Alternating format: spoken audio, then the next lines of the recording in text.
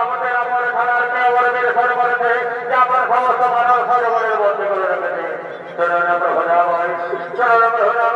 আমি আগে বলেছি এই ঘটনা আমাদের ঘটনাদের বড় সাবধানে যুদ্ধ করতে হবে, নয়তো পরাজিত বলেছি আর করতে হবে। তাহলে বলো মিত্র বলো সেই ঘটনা বালককে কি তার পরিচয়